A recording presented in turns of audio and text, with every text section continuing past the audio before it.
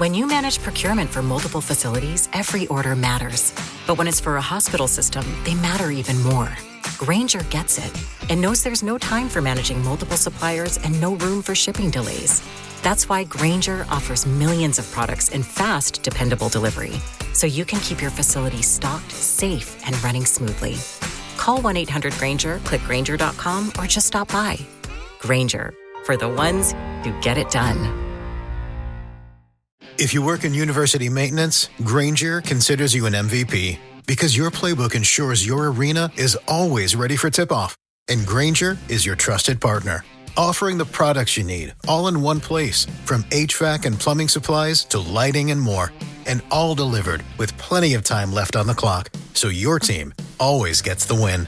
Call 1-800-GRAINGER, visit Grainger.com, or just stop by. Grainger, for the ones who get it done. Historically, black colleges and universities around the country are known for producing some of the best talent to come through the college ranks and on to the National Football League. What many may not know is the fact that those talented student athletes were coached by legendary coaches who not only changed their lives, but helped change the landscape of college football. A man who was a pace-setting coach at both the HBCU and predominantly white college levels. His name is Willie Jeffries. Ladies and gentlemen, thank you for listening. Thank you for downloading. And thank you for subscribing to the latest edition of the 12 Kyle podcast. I'm 12 Kyle. Check this out.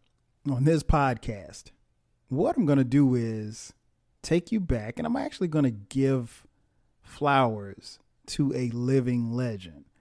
I was watching TV the other day, and something came on SportsCenter, and they were talking about these college players, and college players were talking about the dysfunctional relationship that they had with their particular coach. And it got me to thinking about me and my time playing college football. And it also got me thinking about my college football coach. Now, as many of you know, or maybe you don't know, I played college football at South Carolina State University. It's a historically black college located in Orangeburg, South Carolina. I played there from 1991 to 1995.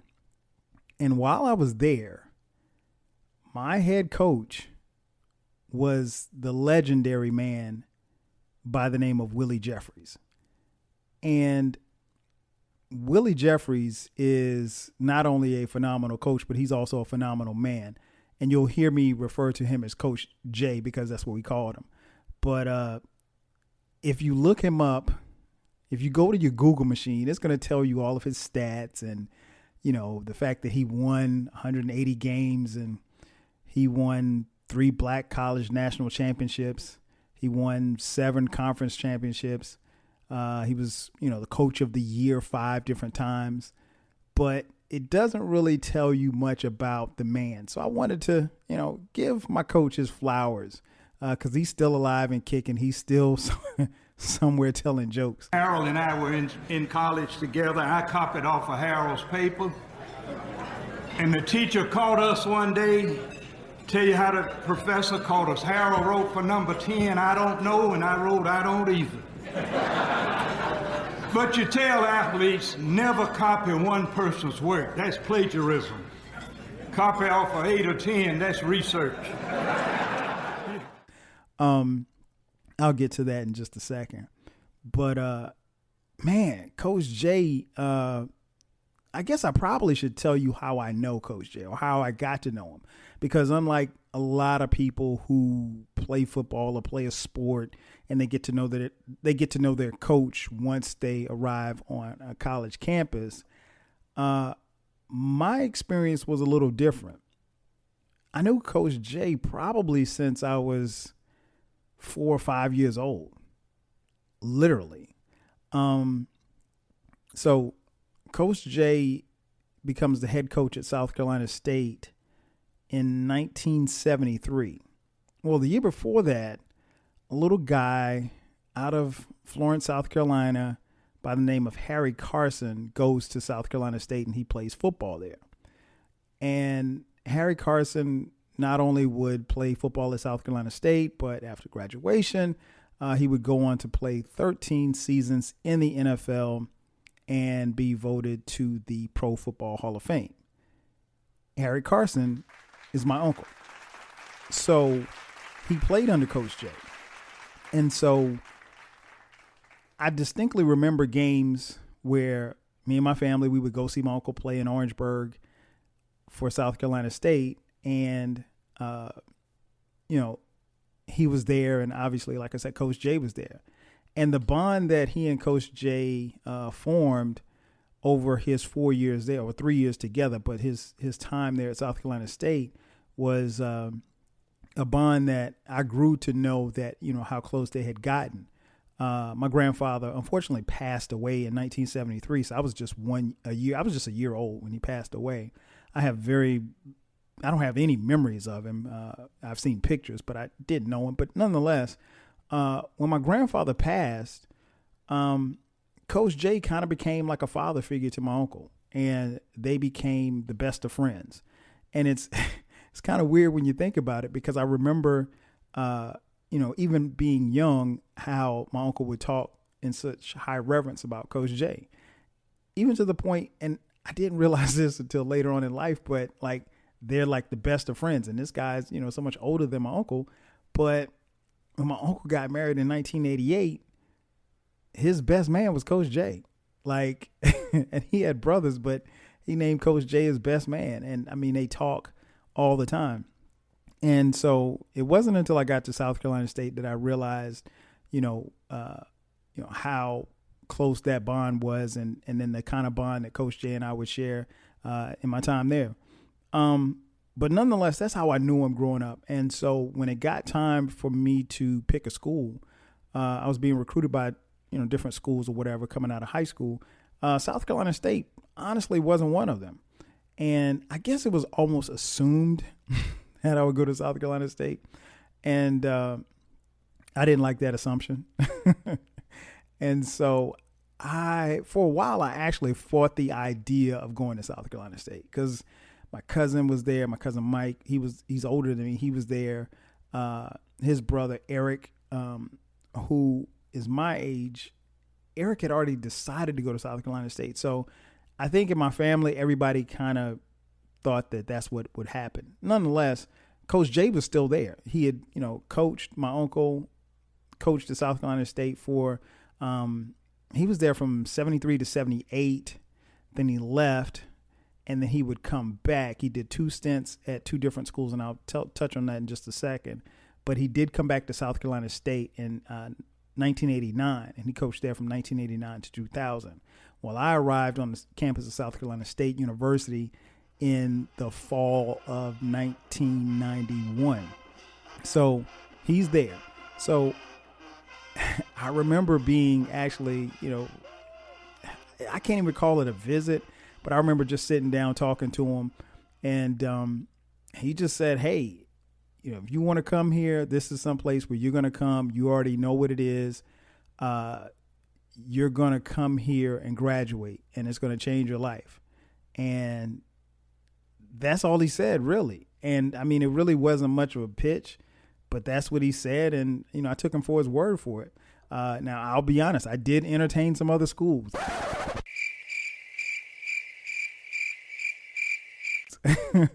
And I'll probably have to touch on that in another podcast. But yeah, so that was the idea for me to come to South Carolina State. But once I got there, I learned so much about the man and the myth and the legend that he was. Coach J, what I found out very quickly is that he's a different man on the weekdays than he is on game day. And what I mean by that is, during the week, he is a mild-mannered, cooler than a fan, laid back, very not what you would think of a typical college coach, right? He was someone, and still is someone, very easy to talk to. The door to his office in the coach's room, in the coach's office, was always open. Always. So if you went over to the coach's office to watch film or just to see your position coach or whatever the case may be, Coach J's office was always open. Sometimes you walk by and say what's up, and he'd call you in there and, ask you how the classes were going. He'd, ask something about your mama or your dad or something like that. And that was another thing too, like, that really bugged me out about Coach J, was that his knowledge of people, and he knew so much. And it's rare that you played football and got that kind of wisdom or game from someone who not only was just telling you about life, but telling you about the game and teaching the game, but also teaching you about life. And I just love the way that our days and the months and weeks were structured around football, but also around life and building ourselves a life. But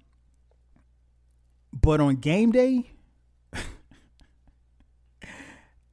he's a totally different cat, man. I mean, he was never the kind of guy that would, or not the kind of coach that would like yell at you to embarrass you. Like, he might say shit or hell, but he never said motherfucker or never, said get the fuck off my face. I mean, like, he didn't embarrass you. If you made a mistake, he was the type of coach, he was going to get on you about the mistake, but 2 minutes later, he'd have his arms around you, pumping you back up. But he was game days was different. It was a different guy. He wasn't the grandfatherly old type cat that was giving you game. He was very intense, but not mean spirited at all, but he wanted to win. And I think, he wasn't going to do whatever it took to win, but he was going to make sure that we were prepared for every situation that we could win. And then, it was outside of game days, man, you realize that this guy was just funny. If you spend any time around him, you quickly learn that not only is he a great man and a great coach, but he's one of the funniest people you ever want to be around. Let me tell you about it. He's so fast, he can play ping pong by himself. Had a bank robber over there in Korea, and the bank robber, while he was putting the money in the bag, the fellas in the bank that could have been running. They're goosenecking like people do, riding up the highway looking and slowing down traffic. So he asked the first guy, "Did you see me rob this bank?" He had no more sense than to say, "Yeah." Boom! So he killed him. The next guy could have been gone. He said, "You see me rob this bank?" He said, "Yeah." Boom! Killed him. Last guy in there said, "You see me rob this bank?" He said, "No, but my wife did." He shouldn't be like that. I mean, like, he was so funny. When you sat down with Coach J, honestly, you did not know. You knew he was going to tell you something that you needed to hear, whether it would be football based or life based, but there was going to be a joke in there too. Like, at one point, I'm like, man, I'm being coached by a clean version of Richard Pryor. Like, this guy he's just that funny. And we really, really appreciated Coach J, and still do to this day. And, he has a story. He has a fable. He has a joke for just about every situation. He's a devoted, husband and father. And I remember him telling us the story about, how to make it in a relationship. My wife and I, my first wife and I have been married for 57 years.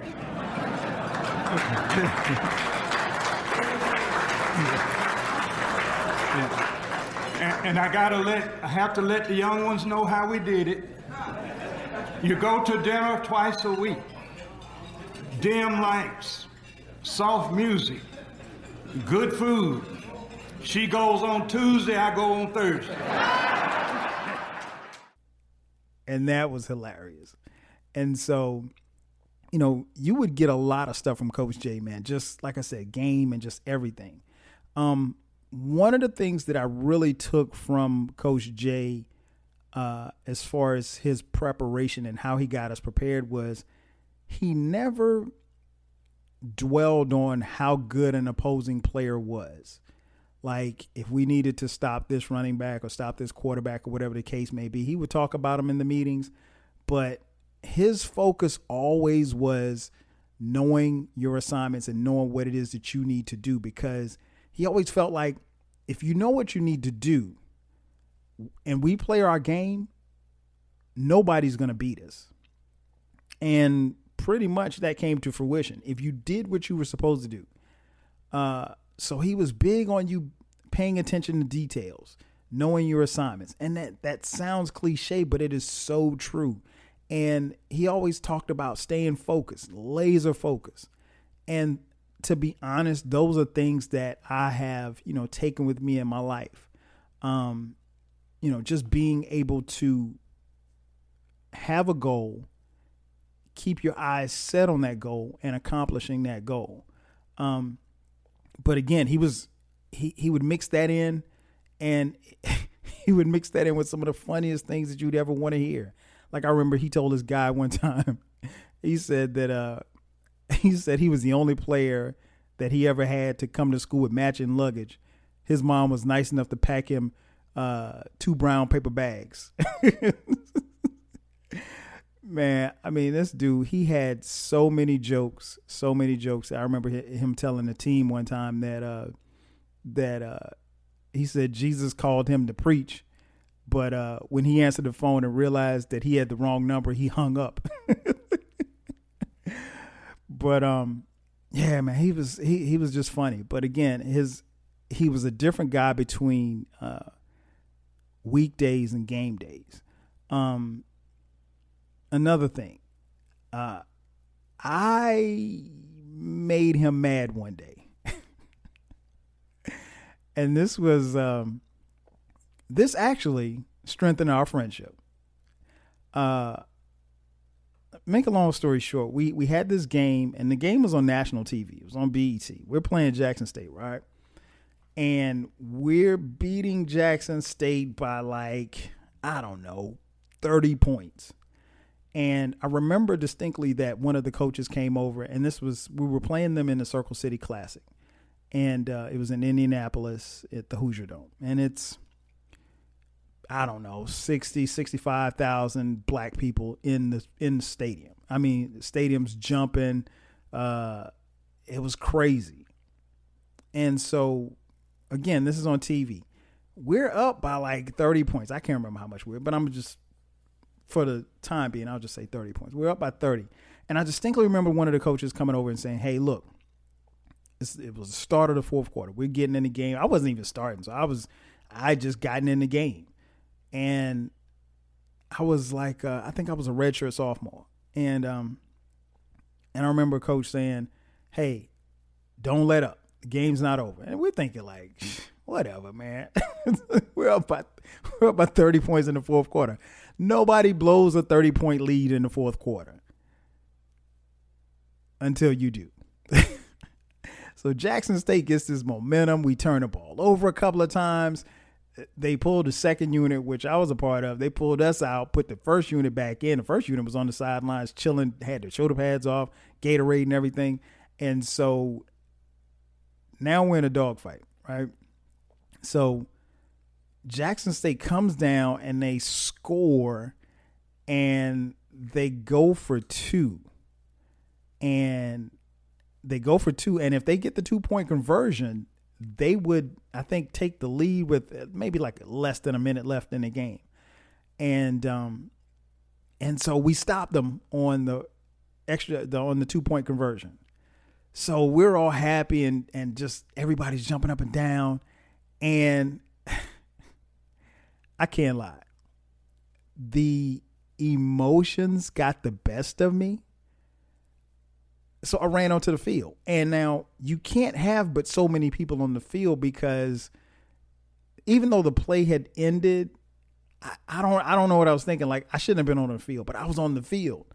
And we were in the midst of, the play was over, and we were trying to get our offense on the field because we had stopped them. But I was on the field, and I shouldn't have been on the field. So we really had too many people on the field. And so I'm celebrating with one of my teammates, and my teammate walks past me, and all of a sudden I feel this heat on the back of my neck. I got a bad feeling about this. And I turn around, and it's Coach J, and there's literally like fire coming out of his eyes. And he's yelling something. And again, we're in a stadium with 65,000 people. It's an indoor stadium. I can't hear him, so I don't know what he's saying, but he was telling me to get the hell off the field. But I was like too excited, the fact that we were about to win this game, that we almost blew, that we really should have blown him out. And so I turn around, and I'm looking at him, and the fire's coming out of his eyes. And next thing I know, he's chasing me. Literally chasing me off the field. And I'm so glad that the cameras from BET did not catch it, because I'm sure that anybody who saw it had to be dying laughing, because my teammates were dying laughing at me. And so I don't know why I was on the field. I don't think we would have gotten a flag, but he was just trying to get everybody off the field because we had too many people on the field celebrating. We should have been really on the sideline celebrating. Nonetheless, I thought the old man. So when he came at me, I kind of gave him a shake move, and I ran to the sideline. And then I went and sat down on the bench, and he said, "Don't you get your ass off that bench." So after the game, he pulls me to the side and is like, "Look, you can't do that. I know you want to celebrate with your teammates, but you can't be on the field." He was like, we had too many people on the field. If they would have run the ball or snapped the ball, we would have gotten a penalty for, having too many people on the field, and, it would have just messed us up. So I felt bad. I was kind of embarrassed, and my teammates were joking me, but I felt better once he talked to me about it. And then after that, he was like, "Look," he said, "we're going to do this handshake." And so he said, every day after practice, when we come together, because practice would always end with coach, talking to us or whatever. But I had to come up to him, and I had to give him dap, but I had to give him like the hardest dap that I could give him. And so he made that like the little thing that we would do. And so that's what I did, like the final, I don't know, the rest of that year. And then until I graduated, I would always give him dap. Hard dap at the end of practice. That was our little thing. And if you see the cover art, you see us praying, because I would always be praying and holding his hand. So yeah, that was our thing, man. But it was just like one of those life's lessons. It's just like, what I took from that was, the game is never over. Even when you think it's over, you finish the game. You finish the drill. You finish doing what it is that you're supposed to do. And it's little things like that just made me, appreciate Coach J that much more. We would go on to win the Black College National Championship, our conference championship in 1994. And, Coach J was, coach of the year that year. And he was just, we were unstoppable. And I just remember him in that final game. We played our championship game, the Heritage Bowl. It was at the Georgia Dome, and we were playing against Grambling, which had probably the most popular, legendary football coach in Eddie Robinson. And Coach J didn't say that he wanted to be Coach Robinson. And we wanted to win a championship, obviously. But I think deep down he really wanted to beat Eddie Robinson. And, these two guys are legends in college football. Eddie Robinson is, he was the most winningest football coach, at one particular time. He had the record, over 400 victories. So Coach J knew that, beating him would be something. And so when we beat Grambling in the Heritage Bowl and we won the Black College National Championship, that meant a lot. It meant a lot to me, but it meant a lot to me to see him being as happy as he was and for us to take the title.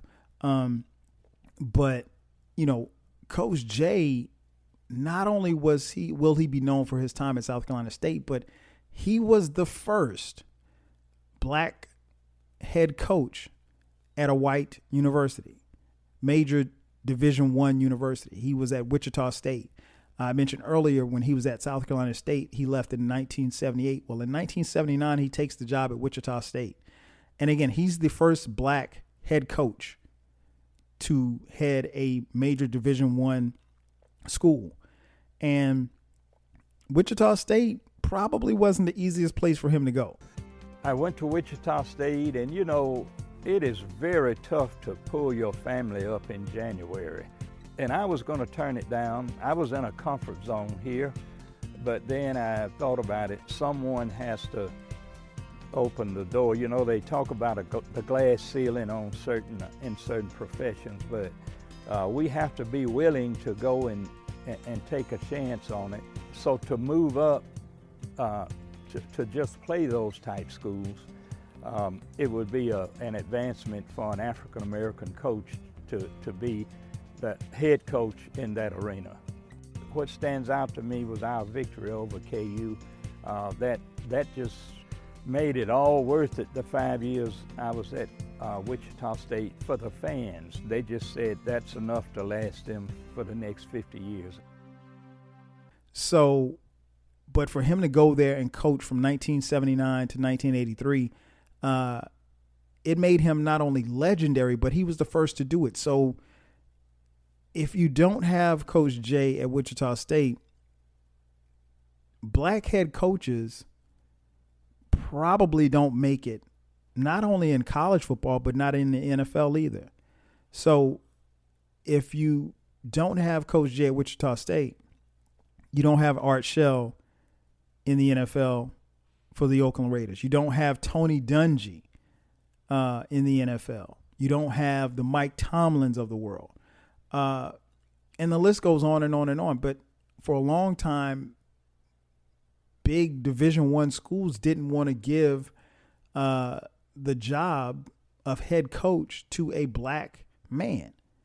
I mean, and this was, again, 1979. It wasn't that long ago. So for us to say that we've come a long way, we have, but it's a lot, we have a lot further to go. And, I want to always thank Coach J and give him his props for breaking down that door, because honestly, at that particular time, there were a lot of white schools that would allow black players to come and play there, but they couldn't coach there. Coach J holds the distinction of being the only coach to ever coach against Paul Bear Bryant and Eddie Robinson, arguably two of the staples of college football. And so, he has all the statistics, he has all of the accolades, but again, I think that's probably one of his biggest contributions to college football was breaking the color barrier. If he doesn't break the color barrier, who knows what happens to black colleges, what happens to black coaches on the collegiate level and subsequently on the pro level as well. But ultimately, Coach J has a great legacy. And honestly, his legacy will be and forever be tied to not just the players that he coached, that went to the NFL, because he coached over, 100, 200 kids that, made it to the NFL. But it'll always be tied to kids like me who weren't going to the NFL, but played under him and became productive citizens in this world. I believe not the advent of being the first African-American head coach at a major university. I would think my contributions would be in the field of graduation rates. We had a high graduation rate at South Carolina State, Wichita State, and Howard. And believe it or not, at all three locations geographically, we got respect. So sometimes when you're trying to equal out how you're going to bring in different cultures into your daily lives, if you do those three, and we also would do the 3 F's, faith, family, and good future, those were the things that carried me. So everybody couldn't be Harry Carson. Everybody couldn't be Donnie Shell. Everybody couldn't be Robert Porcher, but everybody could be a 12 Kyle. And again, he left us on the football field with so much.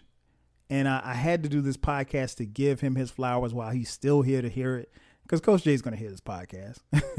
But I had to do this because, again, I want people to know, hey, this guy is a great guy. And not only was he great on the field, he was great off the field, and he helped grow, shape, and develop young men. And at the end of the day, that's what a coach and a legend is supposed to do. That's going to do it for me. Thanks again for checking out the latest edition of the 12 Kyle podcast. I'm your boy, 12 Kyle. We'll catch you guys next time. 5 Gs. A coach's responsibility is to develop the academic, social, and athletic ability of a player in that order. And the great gratification a coach gets is when they come back and say, Coach, I loved you. You got me through school. And we talk about football last. If you work in university maintenance, Grainger considers you an MVP because your playbook ensures your arena is always ready for tip-off. And Grainger is your trusted partner, offering the products you need all in one place, from HVAC and plumbing supplies to lighting and more. And all delivered with plenty of time left on the clock, so your team always gets the win. Call 1-800-GRAINGER, visit Grainger.com, or just stop by. Grainger, for the ones who get it done. When you manage procurement for multiple facilities, every order matters. But when it's for a hospital system, they matter even more. Grainger gets it and knows there's no time for managing multiple suppliers and no room for shipping delays. That's why Grainger offers millions of products in fast, dependable delivery, so you can keep your facility stocked, safe, and running smoothly. Call 1-800-GRAINGER, click Grainger.com, or just stop by. Grainger, for the ones who get it done.